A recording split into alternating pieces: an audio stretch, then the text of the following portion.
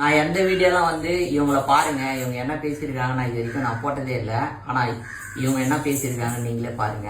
விபச்சார கூட்டம். விஜய் அண்ணா கல்யாணம் பண்ணிக்கிறோம். அண்ணாவா இருந்தாலும் அண்ணாவாகவும் இருப்போம், தங்கச்சியாகவும் இருப்போம், நாங்கள் தங்கச்சியாக இருப்போம், அக்காவாகவும் இருப்போம், பொட்டாட்டியாக இருப்போம்னு சொல்லக்கூடிய ஒரு விபச்சாரிகள் நிறைந்த ஒரு ரசிகர்கள் இருக்கக்கூடிய ஒரு தற்குறி கூட்டம் இங்க இருக்கு அப்படின்றத விஜய் நான் நல்லா இருக்கணும், அவர் ஆட்சிக்கு வரணும்னு ஆசைப்படுறோம்.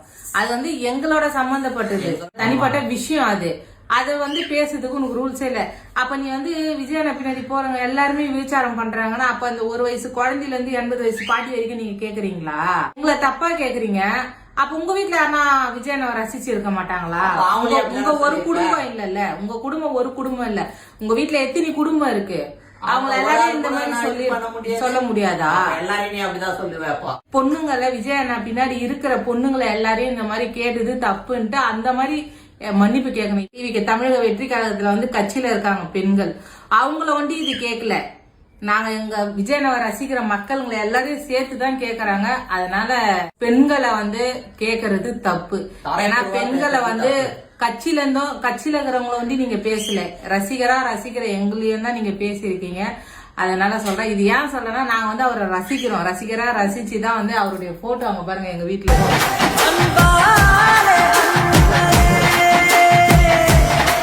அவரை நாங்க ஒரு அண்ணன் மாதிரிதான் நேசிச்சு எங்க குடும்பத்துல ஒரு ஆளா நினைச்சு நாங்க அவருடைய போட்டோ வச்சிருக்கோம்.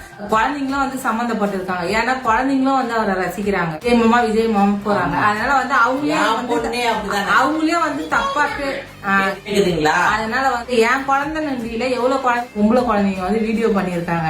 அதனால எல்லாரையும் சமமா கேட்ட கேள்விதான் இது. ஒட்டுமொத்த எங்க பெண்கள்கிட்டயும் அவங்க மன்னிப்பு கேட்கணும். நான் பேசுறது தப்பு. தலைவர் யாரையும் தலைவரோ பேச சொல்லி தரல. அவர் இப்ப கூட என்ன தெரியுமா சொல்றாரு, நீங்க பொறுமையா இருங்க, எதையும் பேசாதீங்க. தற்கொலை சொல்றேன். தற்பி ஆமாப்பா நான் படிக்காதவன், நான் பிகாம் முடிச்சிருக்கேன், நான் படிக்காதவன். உனக்கு படிக்காதவங்களா தற்கொலைனா ஓட்டு போடும் போது தெரியும் யாரு தற்கொலை.